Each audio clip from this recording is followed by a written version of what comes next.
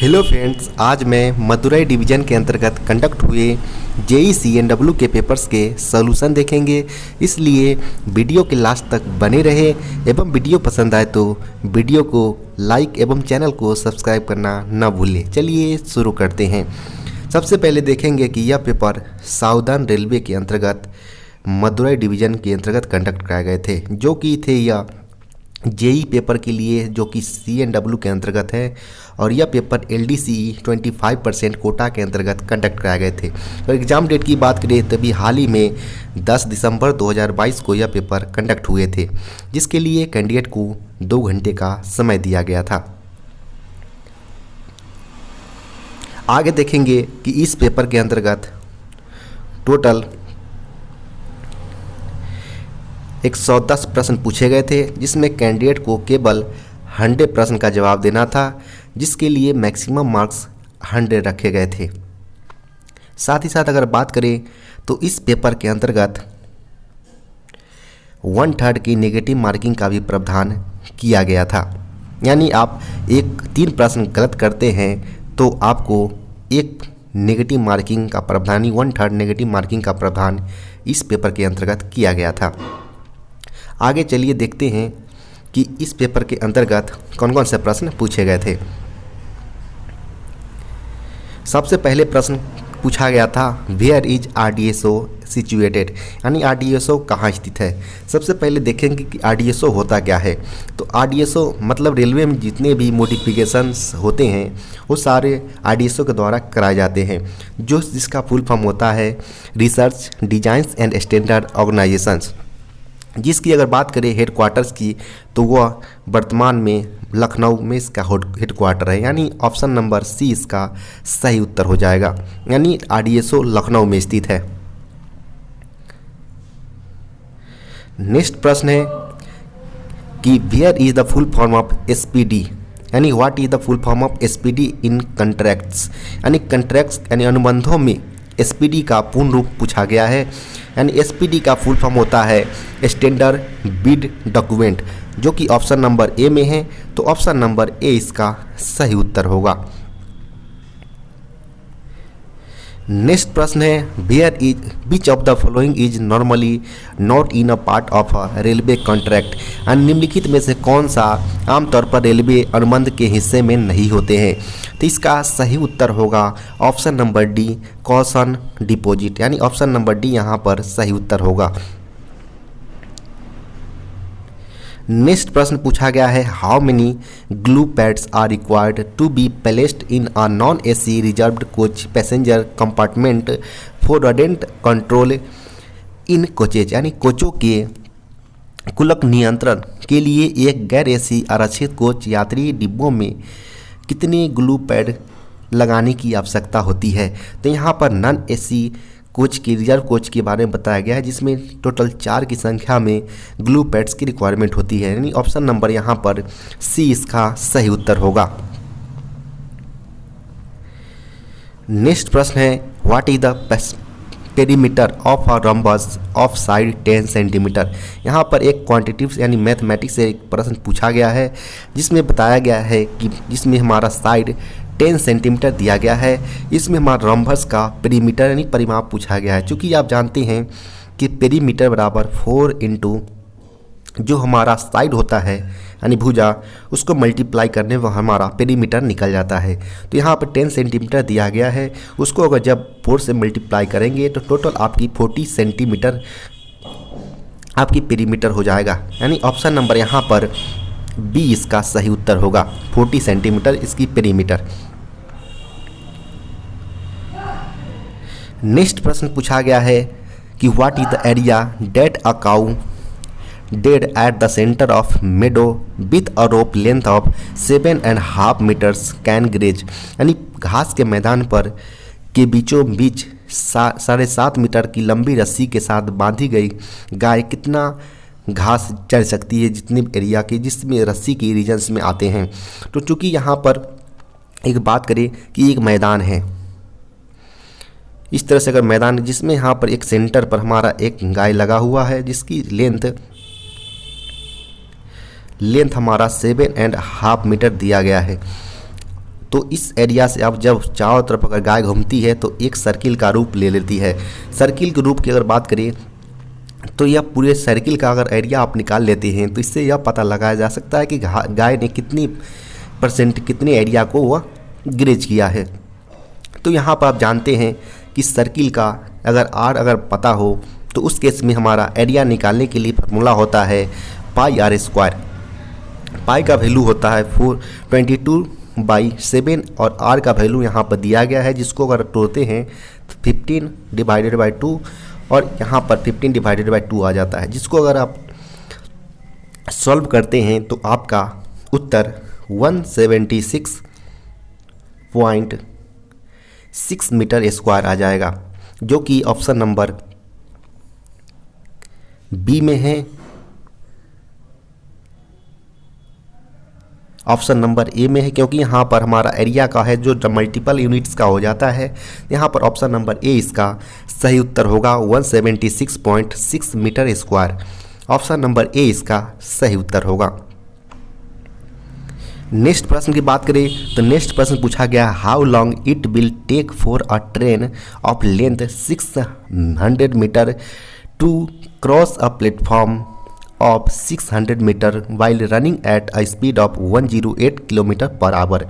यानी यहाँ पर बताया गया है कि 600 मीटर की लंबी ट्रेन है जो 600 मीटर लंबे प्लेटफॉर्म को कितने समय में पार करेगी, जब उस ट्रेन की गति 108 किलोमीटर पर आवर दिया गया।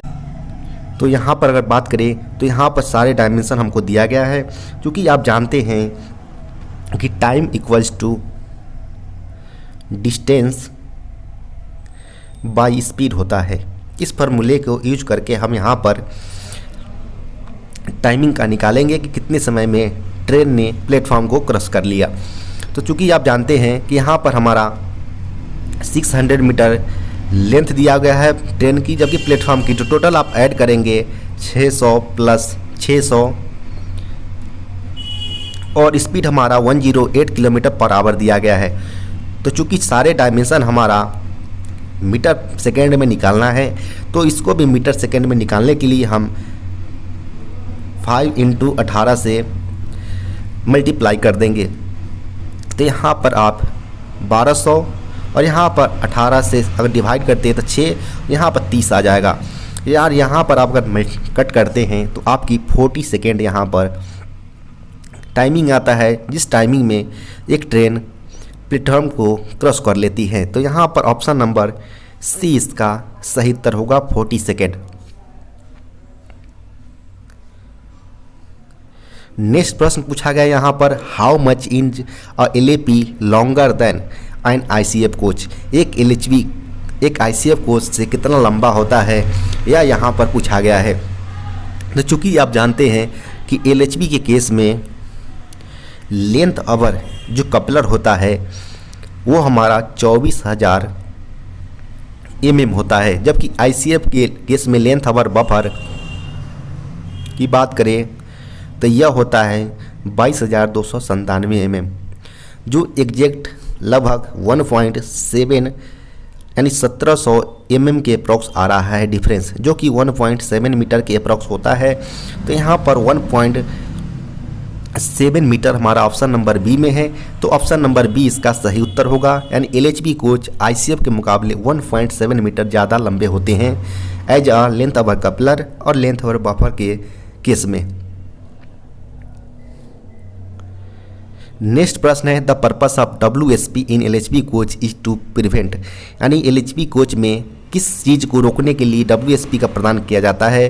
तो WSP का मतलब होता है व्हील स्लाइड प्रोटेक्शन, यानी जो हमारा व्हील स्किड होती है इमरजेंसी ब्रेक लगाने या सारे एक्सेल अगर समान रूप से ना चले तो उस केस में हमारा WSP प्रोटेक्ट करता है ताकि व्हील स्किड ना हो, एक्सेल स्किड ना हो।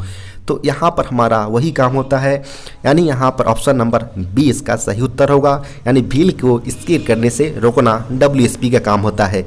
WSP में टोटल मुख्य रूप से हमारा speed sensor, phonic wheel, micro processor, dump वाल और प्रेशर स्विच लगे होते हैं। जब हमारा ज़रूरत होती है उस अनुसार हमारा एक्सल डंप वाल उसको प्रेशर अप्लाई करते हैं और डी ब्रेकिंग करते हैं। इस प्रकार हमारा व्हील स्किड होने से बच जाती है LHB कोच के केस में। यहाँ पर option number B wheel skid इसका सही उत्तर होगा। नेक्स्ट प्रश्न है which component in LHB coach brings BP pressure to zero during emergency brake application, यानी एलएचबी कोच में कौन सा घटक आपातकालीन ब्रेक लगाने के दौरान बीपी प्रेशर को शून्य पर लाता है। तो यहाँ पर सही उत्तर ब्रेक एक्सीलरेटर इसका सही उत्तर होगा, जो इमरजेंसी ब्रेकिंग के दौरान ब्रेक पाइप का जो प्रेशर होता है उसको जीरो लाने में काफ़ी हद तक मदद करते हैं। यहाँ पर ऑप्शन नंबर डी इसका सही उत्तर होगा।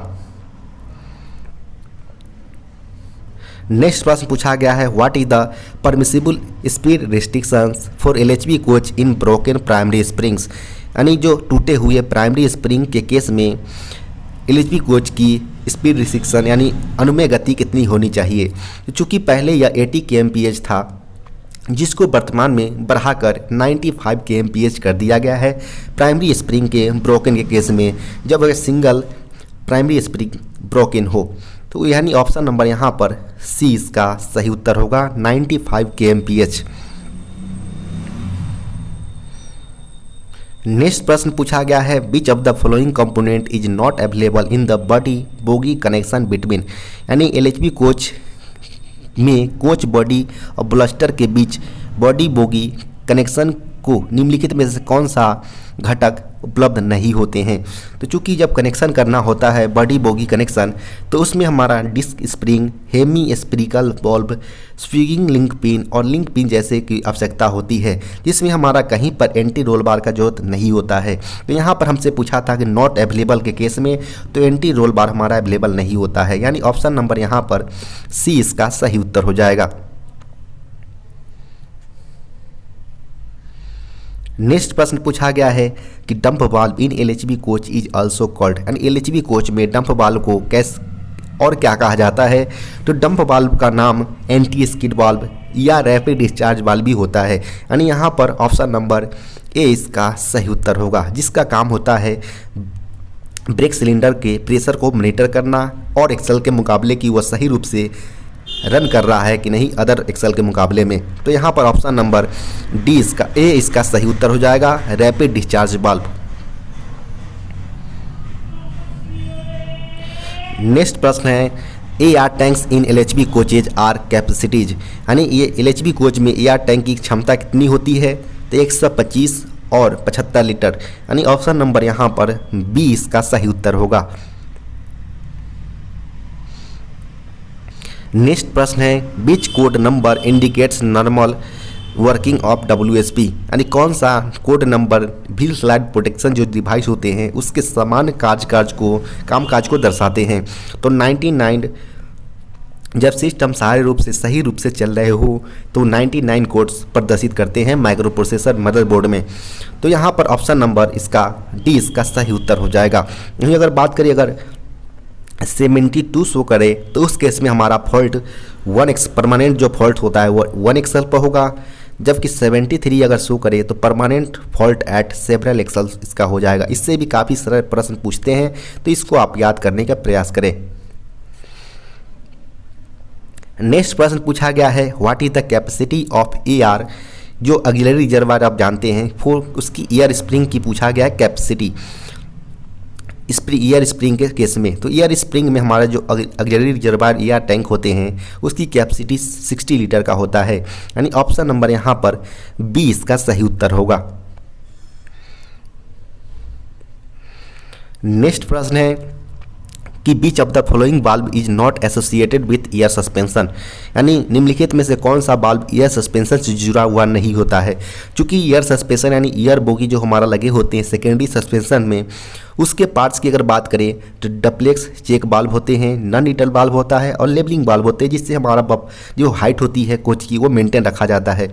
तो यहाँ पर डंप वाल्व जो नहीं होता है एयर सस्पेंशन, ये हमारा होता है WSP से रिलेटेड होता है, जो हमारा व्हील स्किड होने से बचाने के लिए प्रयोग किए जाते हैं, जिसका नाम आप ऊपर में पहले देखे थे एंटी स्किड वाल्व या बॉटम डिस्चार्ज वाल्व जिसे आप बोलते हैं रैपिड डिस्चार्ज वाल्व, उससे कनेक्टेड होता है डंप वाल्व। तो यहाँ पर इस प्रकार हमारा यहाँ पर पूछा गया था नॉट एसोसिएटेड, तो ऑप्शन नंबर ए डंप वाल्व इसका सही उत्तर होगा, ऑप्शन नंबर ए।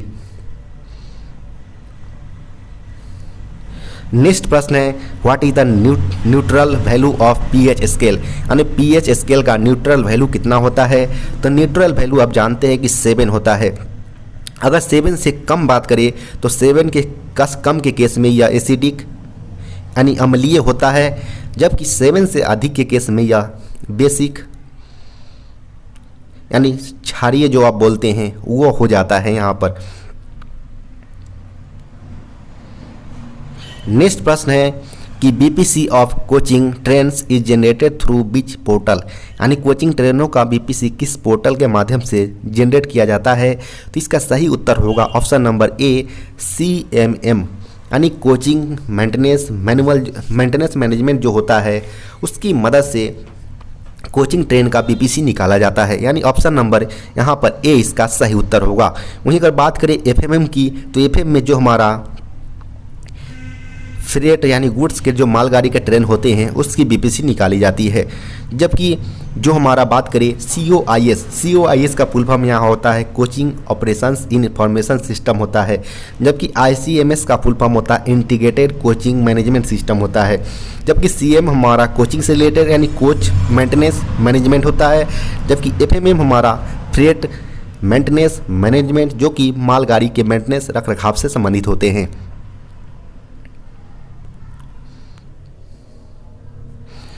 नेक्स्ट प्रश्न यहाँ पर पूछा गया है कि minimum percentage of brake power for CC rack while issuing BPC is, यानी बीपीसी जारी करते समय CC रैक के लिए ब्रेक पावर का न्यूनतम प्रतिशत कितना होना चाहिए। चूँकि यहाँ पर CC यानी क्लोज सर्किट के लिए पूछा गया है, तो जब भी गाड़ी शुरुआती पॉइंट ओरिजिनेटिंग पॉइंट पर बीपीसी जनरेट किया जाता है तो उस केस में minimum brake power 100% CC rack में होना अनिवार्य है। जबकि वही बात करें इन रूट में तो यह 90% ब्रेक पावर इन रूट के केस में होता है, जो कि मिनिमम होना चाहिए CC रैक के केस में। और बीपीसी की अगर बात करें तो यह येलो कलर पेज पर यह बीपीसी इशू किए जाते हैं। वहीं अगर बात करें CC रैक की एग्जामिनेशंस की, तो इसमें एग्जामिनेशन के लिए 100 मैन पर आवर की रिक्वायरमेंट होती है इसकी एग्जामिनेशन रैक के लिए। जबकि अगर बात करें तो इसकी बीपीसी की वैलिडिटी 30 + 5 डेज की होती है। इसमें 5 जो एक्स्ट्रा दिए जाते हैं वो ग्रेस पीरियड दिया जाता है, जिसमें अगर गाड़ी लोडेड कंडीशन में हो तो उसको अनलोड करके पुनः वह एग्जामिनेशन पॉइंट्स पर भेजा जा सके। वहीं अगर इसके अलावा अगर बात करें तो अगर गार्ड बीपीसी पर अगर कहीं मेंशन नहीं करता है किलोमीटर, तो इसकी बीपीसी की वैधता घटकर 20 दिन की रह जाती है। ये सारे प्रश्न से काफ़ी सारे ऑब्जेक्टिव प्रश्न बनते हैं, तो इसको आप याद कर ले। नेक्स्ट प्रश्न है which of the following is a hopper wagon, निम्नलिखित में से कौन सा हॉपर वैगन है। तो हॉपर वैगन यहाँ पर बॉवारेन है, यानी ऑप्शन नंबर यहाँ पर ए इसका सही उत्तर होगा। इसके अलावा बॉबियन भी हॉपर वैगन की कैटेगरी में आते हैं।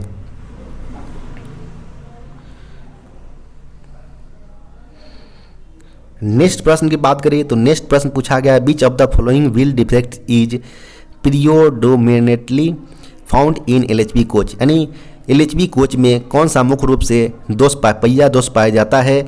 तो इसका सही उत्तर होगा सेलिंग थ्रेड, यानी ऑप्शन नंबर डी इसका सही उत्तर होगा सेल थ्रेड। नेक्स्ट प्रश्न है the current version of bio toilets is provided with, यानी जैव शौचालय या को कौन से वर्तमान संस्करण जर्मे से प्रदान किया जाता है। तो इसका सही उत्तर होगा स्ट्रैप, यानी ऑप्शन नंबर आप देख पा रहे होंगे ऑप्शन नंबर सी स्ट्रैप के अंतर्गत करेंट वर्जन जो होता है बायो टॉयलेट्स के उसको प्रोवाइड कराया जाता है स्ट्रैप के साथ, यानी ऑप्शन नंबर यहाँ सी इसका सही उत्तर होगा। नेक्स्ट प्रश्न है if brake indicator shown red the brake is said to be, जब आप लाल इंडिकेटर शो कर रहा हो ब्रेक इंडिकेटर तो ब्रेक अप्लाइड स्थिति में होगी, यानी ऑप्शन नंबर यहाँ बी सही उत्तर होगा।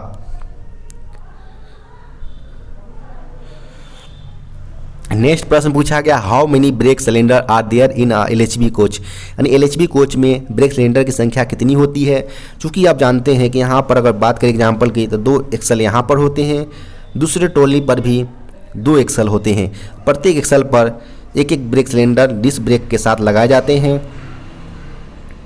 तो टोटल इस प्रकार आप पाएंगे कि यहाँ से 4 हो रहा है और यहाँ से 4 हो रहा है, दोनों को अगर ऐड करते टोटल 8 की संख्या में ब्रेक सिलेंडर मिलते हैं आपको। यानी ऑप्शन नंबर यहाँ सी, टोटल LHB कोच में 8 की संख्या में ब्रेक सिलेंडर मौजूद होते हैं। नेक्स्ट प्रश्न की बात करें तो what is the permissible speed restrictions for LHB coach with failed और आइसोलेटेड एयर स्प्रिंग, यानी जो हमारा विफल या पृथक किए हुए एयर स्प्रिंग के केस में LHB कोच में स्पीड गति कितनी होनी चाहिए। तो चूंकि यहाँ पर एयर स्प्रिंग को फेल्ड और आइसोलेटेड बताया गया है, तो उस केस में LHB कोच की स्पीड 60 kmph यानी 60 km/h की स्पीड होती है, जो कि मैक्सिमम होती है इस जो एयर स्प्रिंग के फेलियर और आइसोलेटेड कंडीशन में। यहाँ पर ऑप्शन नंबर सी 60 kmph इसका सही उत्तर होगा। नेक्स्ट प्रश्न पूछा गया है how many dampers are available in LHB coach, यानी LHB कोच में कितने डैम्पर मौजूद होते हैं। तो इसकी अगर बात करें तो अगर एक ट्रॉली के हिसाब से अगर बात करें तो टोटल यहाँ पर चारों चक्की के पास हमारा एक एक प्राइमरी डैम्पर लगे होते हैं। फिर वहाँ पर सेकेंडरी के पास हमारा एक एक डैम्पर लगाए जाते हैं सेकेंडरी डैम्पर के रूप में। फिर यहाँ पर कोच और बोगी को कनेक्ट करने के लिए एक हमारा यो डैम्पर लगे होते हैं और एक यहाँ पर हमारा पर बोगी एक लैटरल डैम्पर होता है।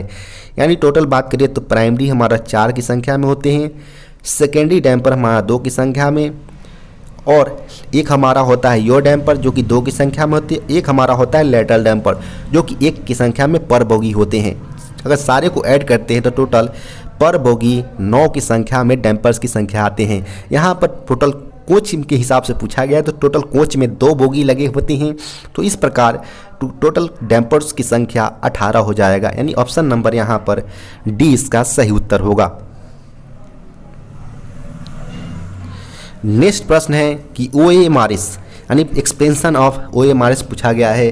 तो OMRS का फुल फॉर्म यहाँ पर होता है online monitoring of rolling stock system, यानी यहाँ पर ऑप्शन नंबर ए इसका सही उत्तर हो जाएगा, online monitoring of rolling stock system.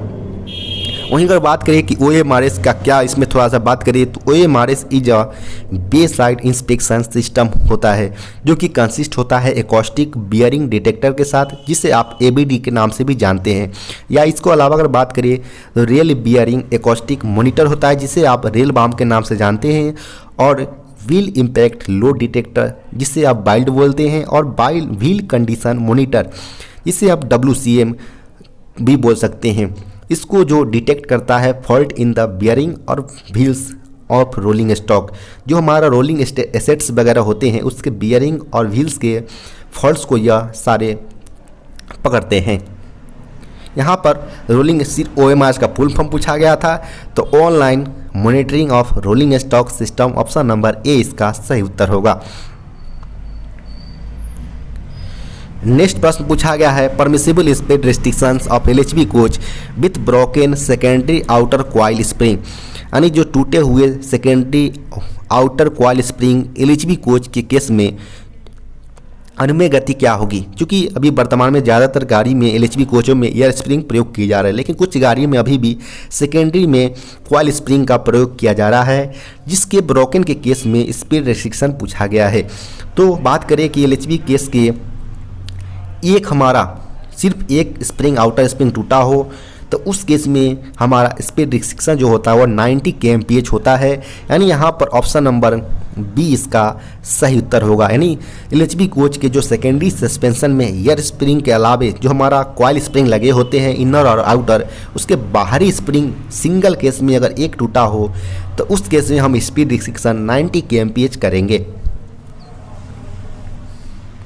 यहाँ पर रेल बाम का फुल फॉर्म पूछा गया है, तो रेल बाम का फुल फॉर्म होता है रेल बियरिंग एकॉस्टिक मॉनिटर, यानी ऑप्शन नंबर यहाँ पर सी इसका सही उत्तर होगा, rail bearing acoustic monitor, option number C इसका सही उत्तर होगा।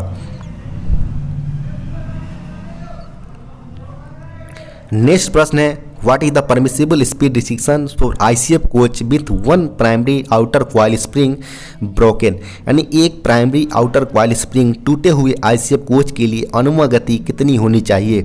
तो यहाँ पर बोला गया है कि जो हमारा कॉइल स्प्रिंग है प्राइमरी, उसके एक कॉइल टूटा हुआ हो प्राइमरी कोच की ICF के केस में, तो उस केस में हमारा स्पीड रिस्ट्रिक्शन 100 kmph होता है, यानी ऑप्शन नंबर यहाँ पर डी इसका सही उत्तर होगा। नेक्स्ट प्रश्न है how many berth are available in LWA CCNE coaches, यानी LWA CCN कोच में कितनी बर्थ होती है। तो इसकी टोटल संख्या 83 होता है, यानी ऑप्शन नंबर यहाँ डी इसका सही उत्तर होगा। नेक्स्ट प्रश्न की बात करें तो in what condition HABD will indicate yellow alert for a बैगन, यानी जो हमारा HABD होती है वो किन कंडीशन में बैगन के लिए येलो अलर्ट दर्शाते हैं। तो बात करें HABD की यहाँ पर, तो HABD का मतलब होता है यहाँ पर hot axle box detection system जो होता है वो येलो अलर्ट यानी पीला अलर्ट कब दर्शाता है। तो यह जब difference between axle box temperature of same axle 15 से 20 डिग्री हो जाता है, तो ये येलो अलर्ट दर्शाता है, यानी ऑप्शन नंबर यहाँ बी इसका सही उत्तर होगा। यहाँ पर HABD का फुल फॉर्म होता है hot axle box detection system. Next प्रश्न है a coach should not be permitted to run when its axle box temperature reaches, यानी एक्सेल बॉक्स के किस तापमान पर पहुंचने पर एक कोच को चलने की अनुमति नहीं दी जानी चाहिए। तो जब इसकी टेम्परेचर 80 kmph से अधिक हो जाए तो उस केस में हम कोच को डिटैच करेंगे, यानी ऑप्शन नंबर यहाँ ए इसका सही उत्तर होगा। उस केस में हम गाड़ी को कोच को हम आगे नहीं जाने देंगे, परमिट नहीं करेंगे। यहाँ पर ऑप्शन नंबर ए 80 डिग्री सेल्सियस इसका सही उत्तर होगा। नेक्स्ट प्रश्न है कि एक्सपेंशन ऑफ IRCA का फुल फॉर्म क्या होता है। तो इंडियन रेलवे कॉन्फ्रेंस एसोसिएशन होता है, जो कि ऑप्शन नंबर सी में है, तो ऑप्शन नंबर सी यहाँ सही उत्तर होगा। वहीं अगर बात करें तो IRCA में टोटल 4 पार्ट्स होते हैं, इससे भी काफ़ी प्रश्न पढ़ते हैं, जिसमें टोटल 4 पार्ट होते हैं, जिसमें पार्ट 3 और पार्ट 4। पार्ट 3 गुड्स यानी फ्रेट से रिलेटेड होता है, जबकि IRCA पार्ट 4 कोचिंग सिस्टम से रिलेटेड होता है, कोचिंग स्टॉक से रिलेटेड होता है। ये दोनों पार्ट्स CNW के लिए काफ़ी इंपॉर्टेंट होते हैं। वहीं बात करें कि पार्ट 3 और पार्ट 4 में भी टोटल 4 चैप्टर्स होते हैं। पहले चैप्टर की बात करें तो पहले चैप्टर्स में डेफिनेशन होते हैं, सेकेंड चैप्टर में वर्कशॉप रिपेयर प्रैक्टिस होते हैं, तीसरे में maintenance practice in open line और चौथे में रिजेक्शन रूल्स होते हैं। अगर गुड्स के केस में होगा तो गुड्स केस में वर्कशॉप रिपेयर प्रैक्टिस होंगे, वहीं अगर कोचिंग के केस में हो तो कोचिंग वर्कशॉप से रिलेटेड होगा। यानी दोबारा अगर बात करें तो 4 चैप्टर होते हैं दोनों पार्ट्स के अंतर्गत, जिसमें पहले पार्ट्स में होते हैं डेफिनेशंस, सेकेंड में होता है वर्कशॉप रिपेयर प्रैक्टिस, थर्ड में होता है maintenance practice in open line और चौथा होता है रिजेक्शंस रूल्स, मीन्स किस रूल्स के अंतर्गत हम किसी पार्ट्स को रिजेक्ट कर सकते हैं। तो इस बात का आप ध्यान रखें। यहाँ पर IRCA पूछा गया तो इंडियन रेलवे कॉन्फ्रेंस एसोसिएशन, यहाँ पर ऑप्शन नंबर सी इसका सही उत्तर होगा। नेक्स्ट प्रश्न पूछा गया है कि which of the following break बान is provided with ICF bogie, यानी निम्नलिखित में से कौन सी ब्रेक बान ICF बोगी के साथ प्रदान की जाती है। तो यहाँ पर ICF बोगी पूछा गया है, तो 2 ICF बोगी BBZI के केस में लगे होते हैं, यानी ऑप्शन नंबर यहाँ ए इसका सही उत्तर होगा। BBZC हमारा 4 व्हीलर वाहन ब्रेक बान होता है, जबकि BBCF हमारा कैसनप ट्रॉली लगे होते हैं जो मॉडिफाइड होते हैं।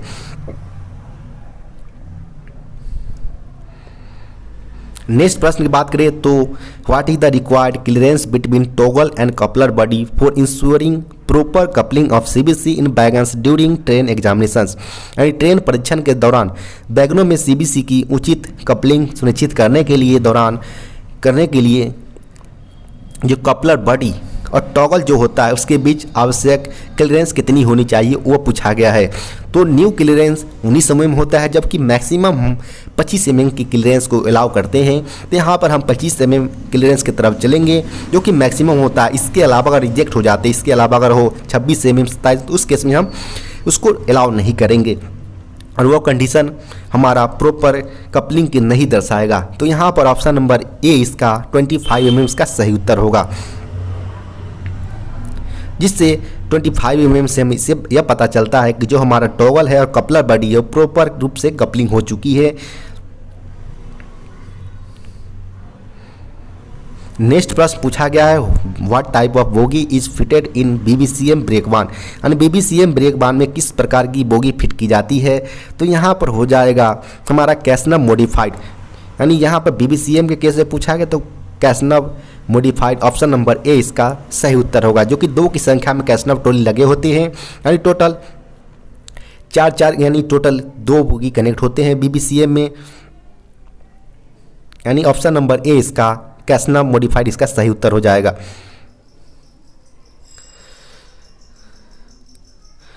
नेक्स्ट प्रश्न है कि which of the following is a tank wagon. Tank wagon पूछा गया कि इनमें से कौन सा है। तो बॉबियन और बॉबारन हॉपर वैगन के अंतर्गत आता है, जबकि BLC हमारा कंटेनर वैगन होते हैं। एक हमारा बचता है BTFLN जो कि ऑप्शन नंबर सी में है। तो यहाँ पर ऑप्शन नंबर सी इसका सही उत्तर होगा, यानी जो हमारा बोगी फ्रेमलेस टैंक वैगन होते हैं उसको BTFLN के नाम से जानते हैं, जो कि मॉडिफाइड वर्जन होता है BTPN का। BTPN में जो सैडल पार्ट्स होते हैं नीचे के, जो इस तरह से जो पार्ट्स दिख रहे होंगे जिस पर टैंक माउंटेड होता है, वो हमारा BTFLN में ख़त्म कर दिए जाते हैं और ये सिर्फ ये वाली पोर्शन हमारा चक्के यानी ट्रॉली के साथ कनेक्ट होते हैं। बीच में हमारा कोई भी मेन पार्ट यानी जो फ्रेमलेस पार्ट्स होते हैं वो गायब कर दिए जाते हैं BTFLN के केस में, यानी हमारा tank wagon option number C BTFLN इसका सही उत्तर होगा।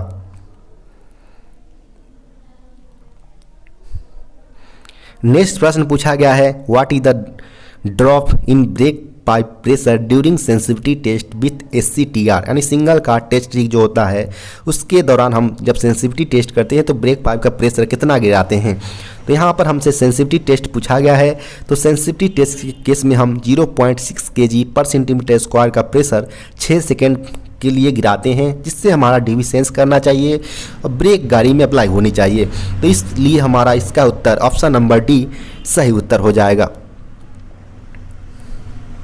नेक्स्ट प्रश्न इनसेंसिटिविटी टेस्ट से पूछा गया है कितना kg का प्रेशर हम गिराएंगे SCTR के द्वारा जिससे हमारा ब्रेक अप्लाई नहीं होनी चाहिए, यानी इनसेंसिटिविटी टेस्ट पूछा गया है। ऊपर में पूछा गया था सेंसिटिविटी टेस्ट, जबकि नीचे में इनसेंसिटिविटी टेस्ट पूछा गया है। तो इस दौरान हम 0.3 kg का प्रेशर 60 सेकेंड तक गिराते हैं, जिसमें DV सेंस नहीं करनी चाहिए और गाड़ी में ब्रेक नहीं लगनी चाहिए। यहाँ पर ऑप्शन नंबर ए इसका सही उत्तर होगा। नेक्स्ट प्रश्न है what is the device to move rolling stock with locked axle, यानी लॉक किए गए एक्सल के साथ रोलिंग स्टॉक को स्थानांतरित करने के लिए कौन सा उपकरण प्रयोग किया जाता है। तो इसका सही उत्तर होगा portable trolley, option number D इसका सही उत्तर होगा।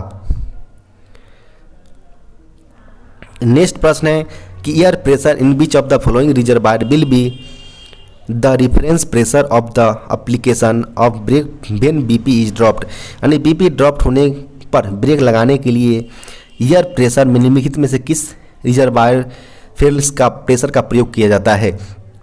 तो यहाँ पर सीधे से पूछा गया है कि जब हमारा कौन सा रेफरेंस प्रेशर के रूप में काम करता है जब BP प्रेशर हम ड्रॉप करते हैं, क्योंकि जानते हैं कि दोनों में 5 kg का प्रेशर, हमारा CR में 5 kg का प्रेशर होते हैं और BP पाइप में भी 5 kg का प्रेशर फुल रहता है।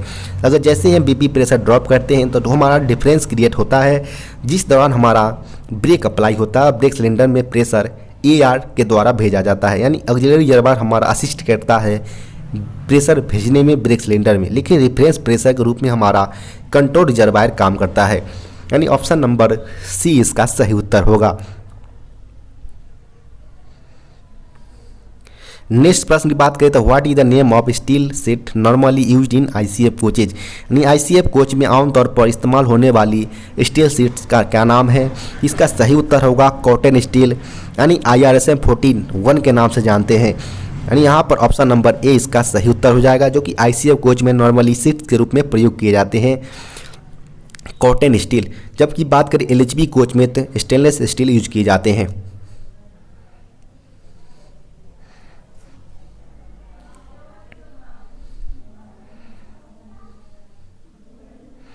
नेक्स्ट प्रश्न की बात करें तो नेक्स्ट प्रश्न पूछा गया है, when a material is said to having a PL number assigned then the item is called. यानी जब कहा जाता है कि किसी सामग्री की पीएल नंबर निर्देशित की गई है तो उस वस्तु को क्या कहा जाता है।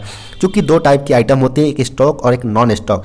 स्टॉक आइटम के लिए ही पीएल नंबर को असिस्ट किया गया है, यानी प्राइस लिस्ट नंबर को। तो यहाँ पर option number B stock item इसका सही उत्तर होगा। वहीं अगर बात करें तो पीएल नंबर हमारा एक प्राइस लिस्ट नंबर होता है जो कि 8 अंक का होता है, जिसके मदद से हम किसी भी स्टॉक आइटम के पता लगा सकते हैं कि किस टाइप की यह स्टॉक आइटम है, यानी किस डिपार्टमेंट से रिलेटेड है। तो इसमें टोटल पहले 2 अंक जो हमारा बताते हैं वो हमारा मेन ग्रुप से बताते हैं, जिसके मदद से हम ये इलेक्ट्रिकल का है पार्ट्स है या मैकेनिकल का, इसका पता लगा सकते हैं। इसमें अगर बात करें तो 10 से 19 का जो पार्ट्स होता है हमारा प्राइस लिस्ट नंबर में, वो हमारा डीजल लोको सेट के पार्ट्स स्पेयर पार्ट्स होते हैं। जबकि अगर बात करें 20 से 30 तक का, 20 से 29 तक का बात करें तो ये हमारा इलेक्ट्रिक लोको सेट का, इलेक्ट्रिक लोको का जो पार्ट्स होते हैं उससे रिलेटेड होता है। जबकि 30 से अगर बात करें 39 तक तो वो CNW से रिलेटेड होता है, यानी कैरिज एंड वैगन से। जबकि अगर बात करें 40 से लेकर 49 तक की बात करें तो यह पार्ट्स इलेक्ट्रिकल स्पेयर पार्ट्स होते हैं। जबकि बात करें 50 से लेकर 59 तक की बात करें तो यह SNT यानी सिग्नल एंड टेलीकम्युनिकेशंस के पार्ट्स होते हैं। जबकि जो 60 से लेकर 69 तक के जो पार्ट्स होते हैं वो पार्ट्स होते हैं PV यानी पाथवे इंजीनियरिंग रिलेटेड होते हैं। जबकि बात करें 70 से लेकर 70 से लेकर 99 तक की बात करें तो यह होता है जनरल स्टोर्स के रिलेटेड जब पार्ट्स होते हैं। जबकि एक 98 होता है वो स्पेयर जो हमारा स्क्रैप वगैरह होते हैं उससे रिलेटेड होता है यह पार्ट्स। तो इस प्रकार टोटल आप जितने भी पार्ट्स होते हैं इसको आप याद रखने का प्रयास करें। तो यहाँ पर सीधे सीधे पीएल नंबर स्टॉक आइटम के लिए दिया जाता है। ऑप्शन नंबर बी इसका सही उत्तर होगा। नेक्स्ट प्रश्न पूछा गया है कि limit of flat tyre in broad gauge coaches and in route में, यानी रास्ते में ब्रॉड गेज कोच में फ्लैट टायर की अधिकतम गति कितनी होनी चाहिए, लिमिटेशन।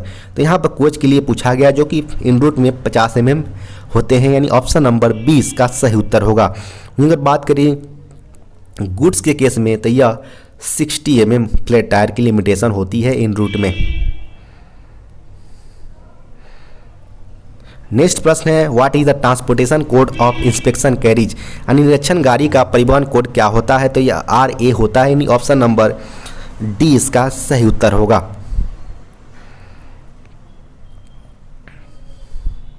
नेक्स्ट प्रश्न पूछा गया what is the EKM prescribed for under gear examination of ICF coaches and LHB coaches respectively as per the latest policy circular number 47, यानी हाल ही में नीति पॉलिसी परिपत्र संख्या 4 के अनुसार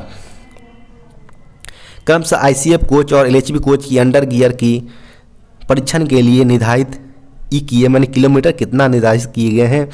तो 3500 किलोमीटर ICF के लिए, जबकि LHB को 4000 किलोमीटर के लिए निर्देशित किए गए हैं, यानी ऑप्शन नंबर यहाँ डी इसका सही उत्तर होगा।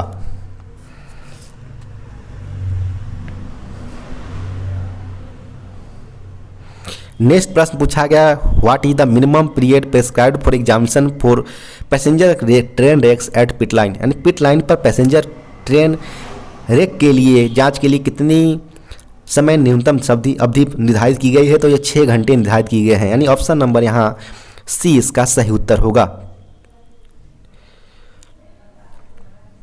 नेक्स्ट प्रश्न पूछा गया है what does W in coach transportation code denotes, यानी जो कोच परिवहन कोड W क्या दर्शाता है। तो यह वेस्टिब्यूल दर्शाता है, यानी ऑप्शन नंबर बी इसका सही उत्तर होगा। नेक्स्ट प्रश्न की बात करें तो नेक्स्ट प्रश्न पूछा गया है why head on generation HOG is adopted in Indian railway, यानी भारतीय रेलवे में हेड और जनरेशन यानी HOG को क्यों अपनाया गया है? तो इससे HOG की बात करें, हेड और जनरेशन की, तो यह पावर को कम खपत करता है, यानी यहाँ पर एनर्जी एफिशिएंसी से रिलेटेड है। तो यह ऑप्शन नंबर ए इसका सही उत्तर होगा। नेक्स्ट प्रश्न पूछा गया, which of the following component is not involve in brake system of a बैगन, यानी बैगन के ब्रेक सिस्टम से निम्नलिखित में से कौन सा घटक शामिल नहीं है? तो APM हमारा ऑटोमेटिक प्रेशर मॉनिटरिंग डिवाइस होती है जो एम्प्टी और लोडेड को दर्शाता है, जबकि लोड सेंसिंग डिवाइस है जो हमारा BLC बैगन में लगा होता है, जबकि एम्प्टी लोडेड डिवाइस जो मैनुअली लगा होता है, जबकि टॉगल हमारा जो है वो हमारा CVC का कंपोनेंट्स होता है। यानी यहाँ पर पूछा गया कि नॉट इन्वॉल्व, तो ऑप्शन नंबर डी इसका सही उत्तर होगा, टॉगल। नेक्स्ट प्रश्न पूछा गया है, which of the following defects can be identified only by UST, निम्नलिखित में से किस दोष की पहचान केवल UST यानी अल्ट्रासोनिक टेस्ट की मदद से की जाती है? तो यह इंटरनल क्रैक्स जो होते हैं हमारा, उसको पता लगाया जाता है UST की मदद से, यानी ऑप्शन नंबर यहाँ ए इसका सही उत्तर होगा। नेक्स्ट प्रश्न की बात करें तो नेक्स्ट प्रश्न पूछा गया यहाँ पर, what is the purpose rehabilitations of coaching stock is called, यानी जो कोचिंग स्टॉक के रिहेबिलिटेशंस होते हैं उसको क्या कहा जाता है?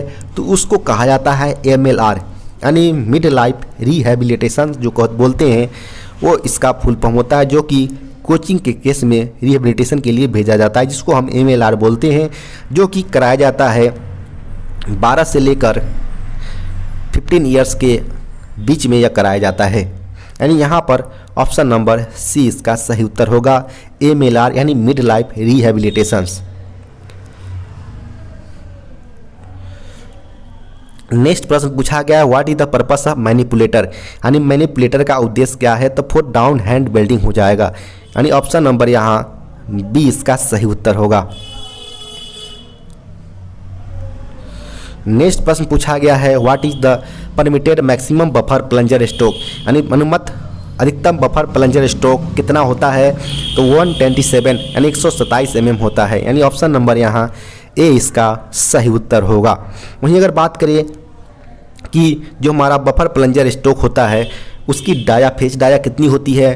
तो फेस डाया की बात करें यानी व्यास की, तो यह 457 यानी 457 mm होता है, जो कि बना होता है हमारा कास्ट स्टील का बना होता है।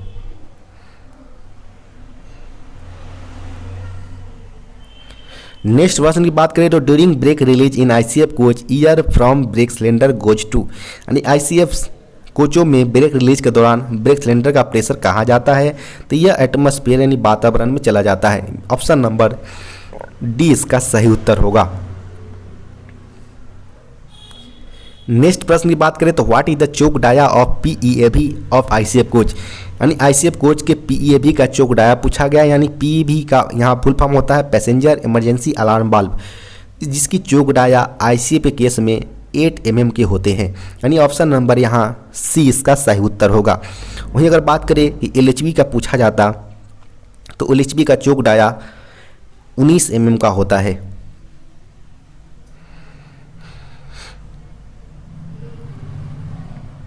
नेक्स्ट प्रश्न है, what do you mean by WRA, WRA का से क्या समझते हैं? तो वाटर रेजिंग एपरेटस होता है, यानी ऑप्शन नंबर यहाँ ए इसका सही उत्तर होगा।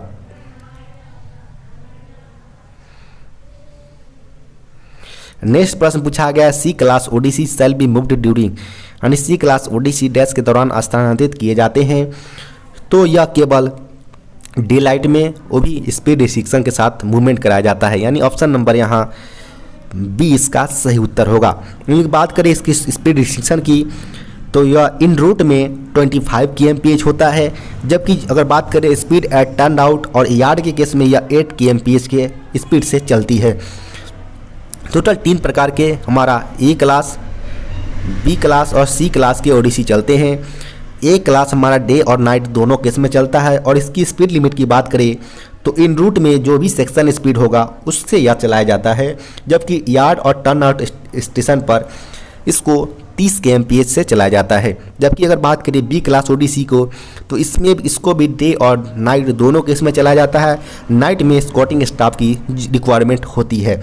इसकी अगर बात करें इन रूट स्पीड तो 40 kmph होता है, जबकि यार्ड और टर्न आउट जो हमारा स्पीड होता है टर्न आउट की जगह पर, वहाँ पर हमारा इसकी स्पीड 8 kmph होता है। जबकि सी क्लास केवल डे लाइट में चलता है, जिसकी स्पीड इन रूट में 25 kmph, जबकि यार्ड में बात करें तो 8 kmph होते हैं। तो इस प्रकार आप तीनों टाइप की ओडीसी यानी ओवर डायमेंशनल कंसाइनमेंट के बारे में आप जान सकते हैं। नेक्स्ट प्रश्न है what do you does the first 2 digits of the wagon numbering scheme indicates, यानी कि वैगन नंबरिंग स्कीम के पहले 2 अंक क्या दर्शाते हैं। तो यहाँ पर बात करें इससे पहले द टोटल वैगन जो हमारा वैगन नंबरिंग सिस्टम हमारा 11 अंक के टोटल होते हैं, जिसमें अगर बात करें तो पहले और दूसरे अंक हमारा टाइप ऑफ वैगन, जो वैगन किस प्रकार के टाइप है, बक्से हैं, बिचेन है, इसको बताते हैं। तीसरा और चौथा बात करें तो यह हमारा ऑनिंग रेलवे कि यह रेलवे एनसीआर का बना है, डब्ल्यूआर का बना है या डब्ल्यूसीआर का बना है, इसको यह बताता है। जबकि पाँचवा और छठे अंक की बात करें इसकी तो यह मैन्युफैक्चर ईयर का बताता है। अगर वैगन 2018 में बना हो तो इसके लिए कोड 18 हो जाएगा, 2019 में बना हो तो इसके लिए कोड 19 हो जाएगा। इस प्रकार पाँचवा और छठा अंक मैन्युफैक्चर ईयर दर्शाते हैं। जबकि 7 से लेकर 10 तक जो हमारा कोड होता है 4 अंक, वो हमारा सीरियल नंबर वैगन का दर्शाता है। जबकि 11वां अंक वैगन की चेक डिजिट्स को दर्शाता है, जिसकी मदद से यह पता लगाया जा सकता है कि वैगन की नंबरिंग सिस्टम गलत है या सही है। तो इस प्रकार आप जान सकते हैं कि यहाँ पूछा गया फर्स्ट 2 डिजिट्स, तो यह अपना टाइप ऑफ वैगन हो जाएगा, यानी ऑप्शन नंबर बी इसका सही उत्तर होगा।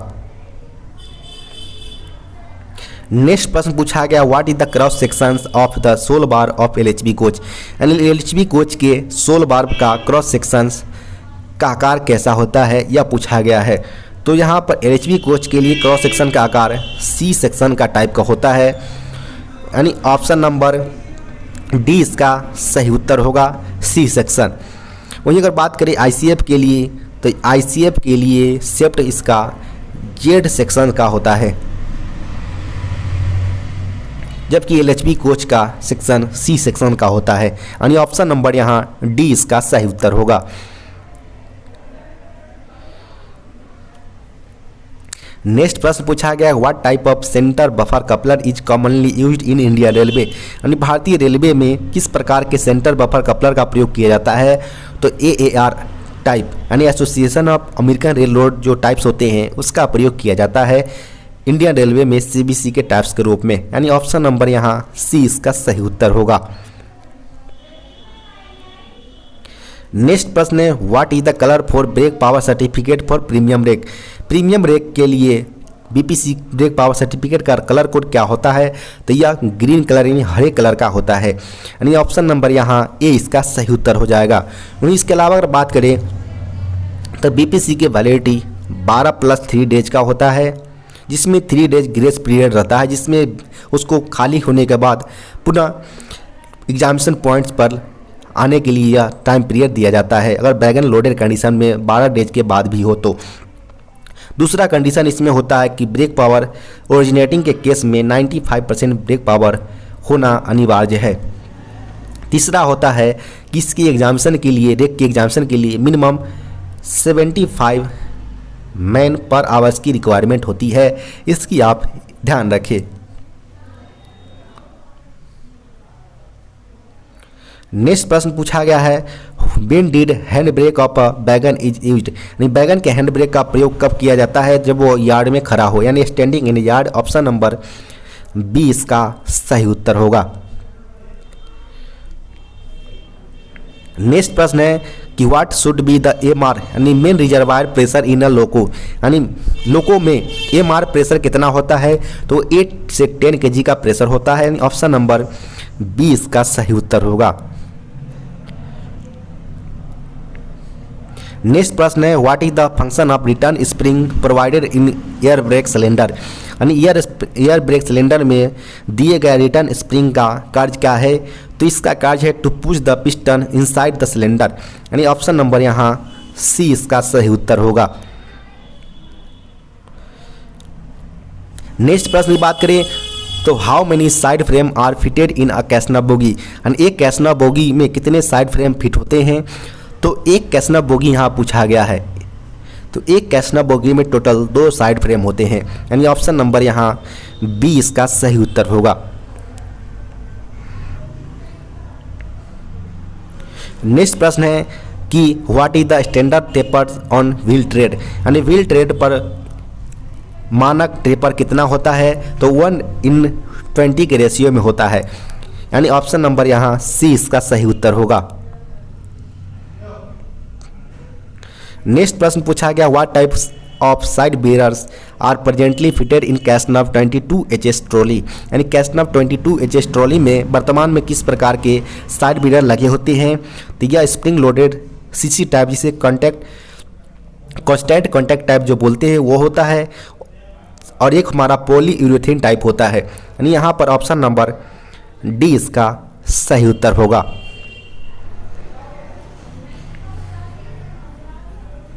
नेक्स्ट प्रश्न है which type of steel are used in side frame column friction plate of casnub bogie, यानी कैसना बोगी के side frame column friction plate में किस प्रकार के स्टील का प्रयोग किया जाता है? तो यह सिलिको मैग्नीज स्टील होता है, यानी ऑप्शन नंबर बी इसका सही उत्तर हो जाएगा। नेक्स्ट प्रश्न पूछा गया है common noun contact type thermometer used in CNW work with, यानी CNW में प्रयुक्त गैर संपर्क प्रकार के थर्मामीटर किसके साथ कार्य करते हैं? यह पूछा गया है, तो यह काम करते हैं इंफ्रारेड के तर्ज पर काम करते हैं, यानी ऑप्शन नंबर यहाँ ए इसका सही उत्तर हो जाएगा।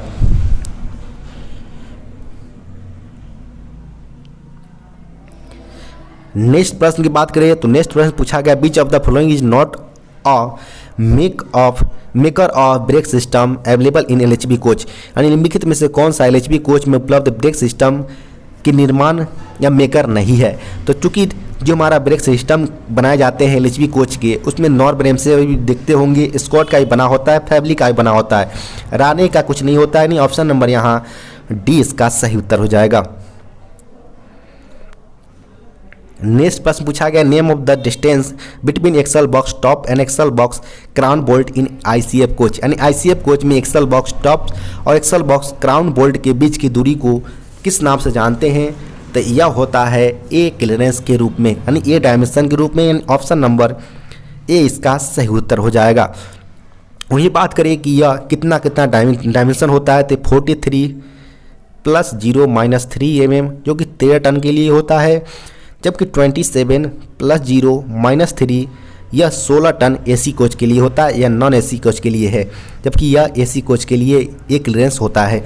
वहीं बात करें एक बी क्लियरेंस भी ICF कोच में होता है, जो ब्लस्टर टॉप और बॉटम ऑफ सोल बार के बीच होते हैं, जिसकी अगर डायमेंशन की बात करें तो यह 40 ± 5 mm होता है, जो कि all type of ICF bogie होते हैं।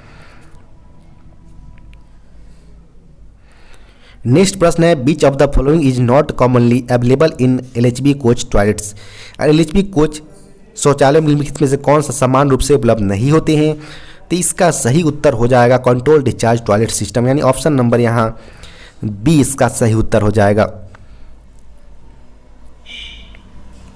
नेक्स्ट प्रश्न है LHB coach is booked to shop in which of the following schedule attentions, यानी LHB कोच को निम्नलिखित में से किस अनुसूची में शॉप के लिए भेजा जाता है? तो इसका सही उत्तर होगा SS2, यानी शॉप शेड्यूल 2, यानी ऑप्शन नंबर सी इसका सही उत्तर हो जाएगा, जो कि 3 ईयर्स या 12 लाख किलोमीटर जो भी पहले होता है उस केस में भेजा जाता है, यानी यहाँ पर ऑप्शन नंबर सी इसका सही उत्तर हो जाएगा।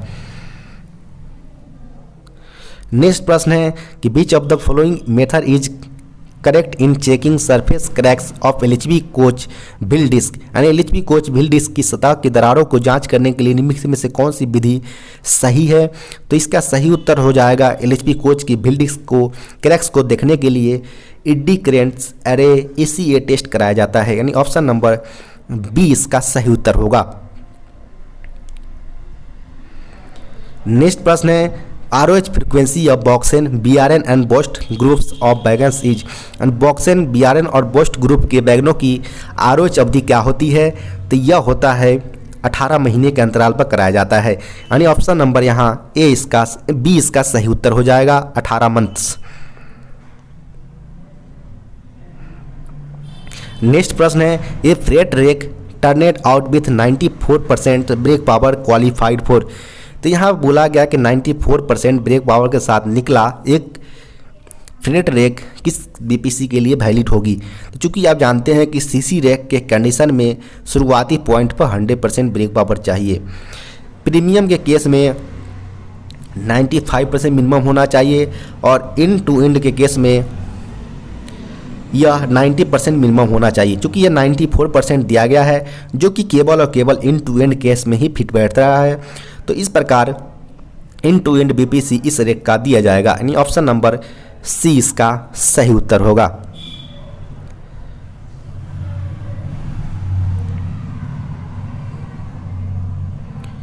नेक्स्ट प्रश्न है कि vertical level difference between limit between CBCs adjust vehicles. यानी अगर वाहनों के सीबीसी के बीच जो लंबवता डिफरेंस होता है वो कितना होता है? तो वह 75 mm होता है जो कि एडजेसेंट लगे वैगन के बीच होते हैं। यानी ऑप्शन नंबर यहाँ सी इसका सही उत्तर हो जाएगा।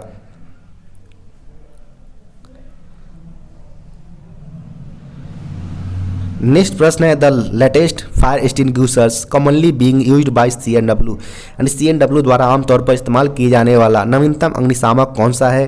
तो यह DCP टाइप है, यानी ड्राई केमिकल पाउडर। यह किसी भी प्रकार के जो हमारा A class, B class, C class जिस भी टाइप की आग होती है उसको बुझाने के लिए सक्षम है। यानी इसका फुल फॉर्म होता है ड्राई केमिकल पाउडर, जो कि वर्तमान में CNW के द्वारा आमतौर पर उपयोग किया जाता है। नेक्स्ट प्रश्न है pantry cars are equipped with.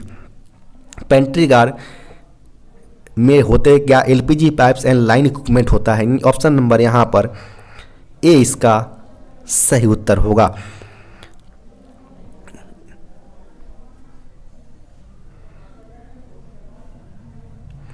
Next प्रश्न पूछा गया है कि विच of the following system will not work without fit pipe pressure in LHP coaches. यानी LHP कोचों में फिट पाइप के प्रेशर के बिना निम्नलिखित में से कौन सा सिस्टम काम नहीं करेगा? चूँकि यहाँ पर FDSS के अलावा सारे सिस्टम फिट पाइप के साथ काम करते हैं। चूँकि यहाँ पर ऑप्शन ही सही फिट नहीं बैठ रहे हैं, तो फिर भी आप इस ऑप्शन को अगर लेना चाहें तो आप 2, 3, 5, 6 ऑप्शन नंबर सी ले सकते हैं। बाकी इस प्रश्न के लिए आप अपना आंसर कमेंट बॉक्स में बता सकते हैं कि इसका सही उत्तर क्या होना चाहिए।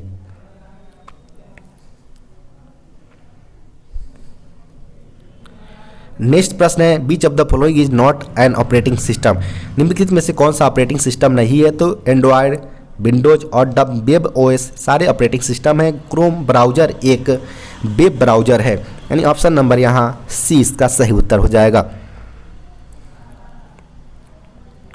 नेक्स्ट प्रश्न है through which memos theft and damages of incoming trains are jointly reported. किस मेमो के माध्यम से आने वाली ट्रेन की चोरी और नुकसानों को सूचना संयुक्त रूप से दी जाती है? तो यह ट्रेन RS 18 के मेमो के द्वारा दिया जाता है। ऑप्शन नंबर सी इसका सही उत्तर हो जाएगा।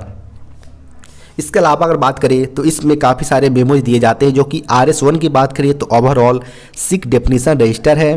RS 7 हमारा ट्रेन एग्जामिनर डायरी है।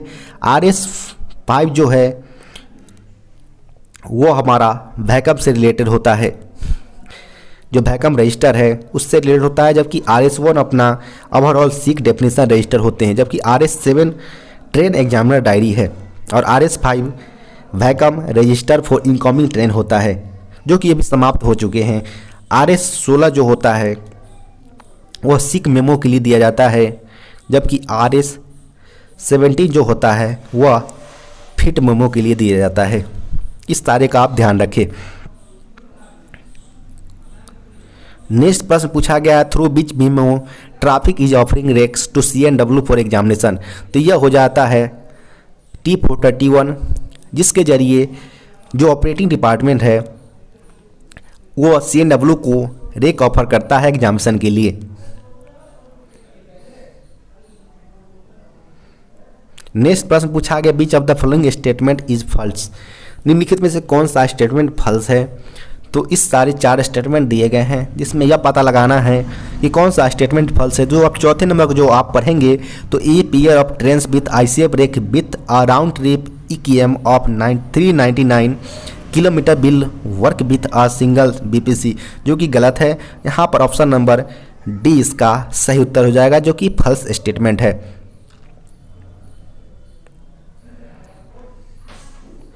नेक्स्ट प्रश्न है कि find out the joining method from following, निम्नलिखित में से कौन सा जोड़ने के ज्वाइंट के रूप में बनाया गया है। तो यह रिवेटिंग, ब्रेजिंग, सोल्डरिंग और वेल्डरिंग। जो हमारा है जो वेल्डिंग प्रोसेस है ये हमारा रिवेटिंग नहीं है, यानी ऑप्शन नंबर ए इसका सही उत्तर हो जाएगा। नेक्स्ट प्रश्न पूछा गया which of the following is not a cutting tool, cutting tool कौन सा नहीं है इसमें। तो सारे जो ऊपर के तीनों पार्ट देख पा रहे हैं वो कटिंग टूल है, जबकि रेंच जो होता है जिसका प्रयोग जो हम सिलेंड्रिकल पाइप्स वगैरह उसको ग्रिप बनाकर पकड़ने के लिए हम इसका प्रयोग करते हैं, यानी ऑप्शन नंबर यहाँ डी इसका सही उत्तर हो जाएगा।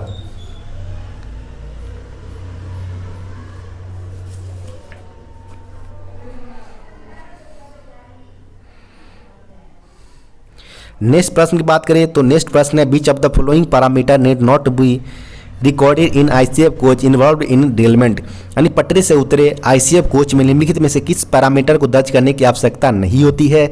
तो उसमें बफर हाइट लेना पड़ता ही है, व्हील गेज जिससे मदद ली जाती है कि हमारा रेल पार्ट्स है वो कितनी, जो हमारा एक्सल वगैरह है वो कितने डायमेंशंस की है, उसकी मदद से हम व्हील गेज निकालते हैं। जबकि व्हील डायमीटर जिससे हमारा सेम एक्सल पर व्हील डिफरेंस कितना है इसकी पता लगा जाता है। तो इस सारे को लिया जाता है, जबकि व्हील बेस को नहीं लिया जाता, रिकॉर्ड नहीं किया जाता, यानी ऑप्शन नंबर यहाँ बी इसका सही उत्तर हो जाएगा। यानी जो हमारा इस ICF डिरेलमेंट होगी उस केस में हमारा व्हील बेस को ऑप्शन नंबर बी इसका सही उत्तर हो जाएगा। व्हील बेस को रिकॉर्ड नहीं किया जाता है पैरामीटर को। नेक्स्ट प्रश्न है which of the following rolling stock is having leaf spring, निम्नलिखित में से किस रोलिंग स्टॉक में लीफ स्प्रिंग है। तो वह हो जाएगा 140 टन BD क्रेन जो होता है उसमें हमारा लीफ स्प्रिंग का प्रयोग किया जाता है, यानी ऑप्शन नंबर ए इसका सही उत्तर हो जाएगा।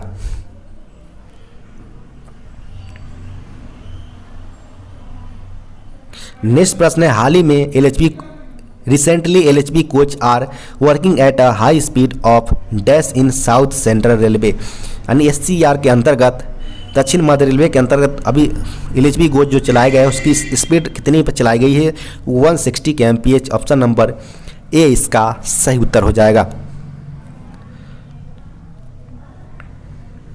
नेक्स्ट प्रश्न है which of the following test will be conducted by loco pilot before the train leaves the first station, train के पहले स्टेशन से निकलने के पहले लोको पायलट द्वारा निम्नलिखित में से कौन सा परीक्षण करता है। तो यह ब्रेक पावर टेस्ट जिसे आप कंटिन्यूटी टेस्ट के नाम से जानते हैं, जिसमें ड्राइवर द्वारा प्रेशर पहले गिराया जाता है, जिसकी सिक्योरिटी गार्ड से की जाती है, फिर गार्ड के द्वारा प्रेशर गिराया जाता है, इसकी सिक्योरिटी ड्राइवर के द्वारा की जाती है, जिसके बाद कंटिन्यूटी टेस्ट खत्म होता है, तभी जाकर गाड़ी आगे के लिए प्रस्थान होती है। तो यहाँ पर option number B brake power test जिसे कंटिन्यूटी टेस्ट के नाम से भी जानते हैं। नेक्स्ट प्रश्न है ENHM contract are finalised based on, यानी ENHM अनुबंधों को डैश के आधार पर अंतिम रूप दिया जाता है। तो उसका सही उत्तर हो जाएगा मिनिमम वेजेज बेसिस के आधार पर दिया जाता है ENHM का कंट्रैक्ट, यानी ऑप्शन नंबर यहाँ डी इसका सही उत्तर हो जाएगा। जो हमारा हाउसकीपिंग मैनेजमेंट होता है, जो ENHM का मतलब होता है इन्वायरमेंट एंड हाउसकीपिंग मैनेजमेंट जो होता है उसका फुल फॉर्म होता है, जिसकी कॉन्ट्रैक्ट फाइनलाइज की जाती है मिनिमम वेजेज बेसिस पर की जाती है।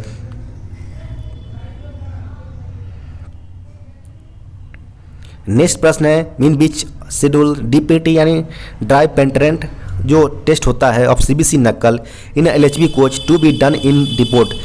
तो यहाँ पर हमारा डिपो में किस शेड्यूल के अंतर्गत LHB कोच की CBC की नकल का DPT किया जाता है। तो SS1 यानी सब शेड्यूल 1 इसका सही उत्तर हो जाएगा।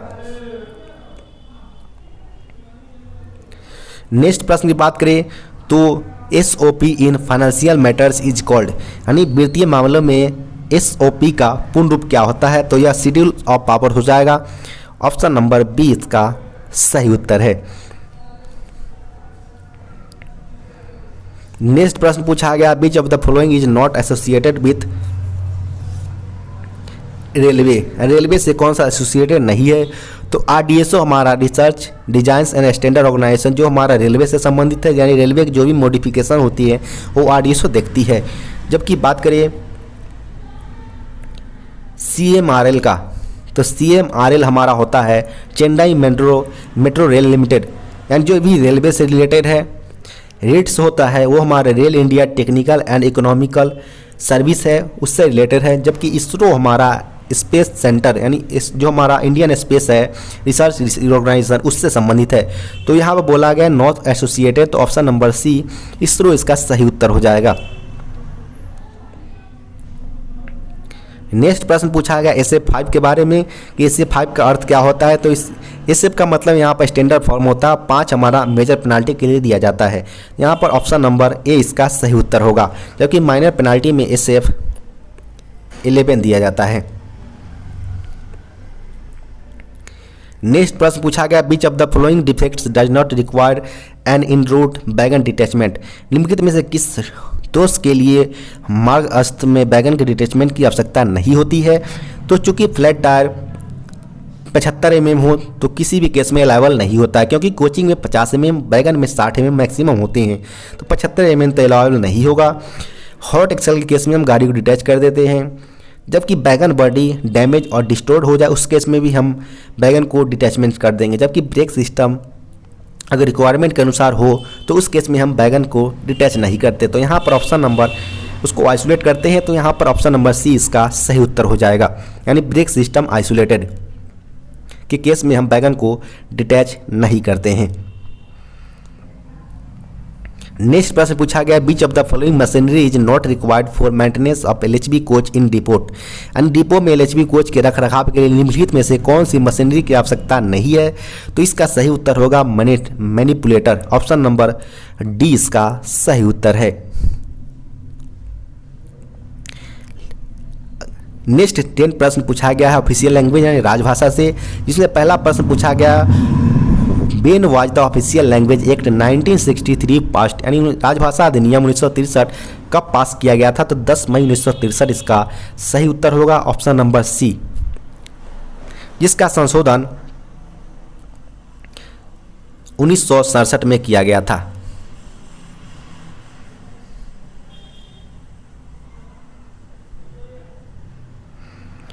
नेक्स्ट प्रश्न पूछा गया है कि Hindi day is celebrated every year on which date, यानी हिंदी दिवस प्रत्येक वर्ष कब मनाया जाता है, तो यह 14 सितंबर को मनाया जाता है, यानी ऑप्शन नंबर 20 का सही उत्तर होगा।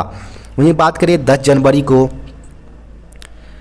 विश्व हिंदी दिवस यानी वर्ल्ड हिंदी डे मनाया जाता है, जबकि 21 फरवरी को जो मदर टंग यानी मातृभाषा दिवस होता है उसको मनाया जाता है। नेक्स्ट प्रश्न पूछा गया, the third entry level examination of Hindi is, Hindi की तीसरी प्रवेश स्तर परीक्षा कौन सी है, तो पहला होता है प्रबोध, सेकंड प्रवीण और लास्ट होता है हमारा प्राग, यानी ऑप्शन नंबर बी इसका सही उत्तर होगा। नेक्स्ट प्रश्न है, who prepares the annual programme on official language, यानी राजभाषा का वार्षिक कार्यक्रम कौन तैयार करता है, तो मिनिस्ट्री ऑफ होम अफेयर्स तैयार करते हैं, यानी ऑप्शन नंबर सी इसका सही उत्तर होगा। नेक्स्ट प्रश्न पूछा गया है, what is the periodicity of TOLIC यानी town official language implementation committee जो होता है उसकी मीटिंग कितने माह पर अंतराल पर कराई जाती है, तो वंस इन 6 मंथ यानी 6 माह पर एक बार कराई जाती है TOLIC की मीटिंग। जबकि सीधे OLIC पूछा जाए तो यह 3 मंथ पर एक बार कराए जाते हैं, जबकि TOLIC की मीटिंग 6 महीने में एक बार की जाती है।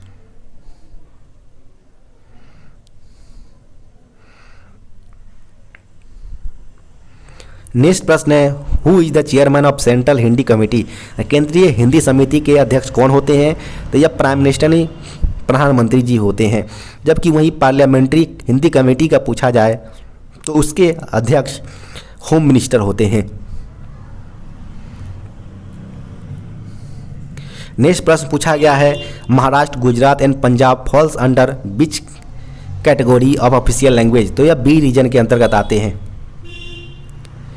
यानी जो ख समूह है हमारा, ख समूह का जो राजभाषा का क्षेत्र आते हैं उसके अंतर्गत हमारा महाराष्ट्र, गुजरात और पंजाब आते हैं। यानी ऑप्शन नंबर यहाँ बी इसका सही उत्तर हो जाएगा।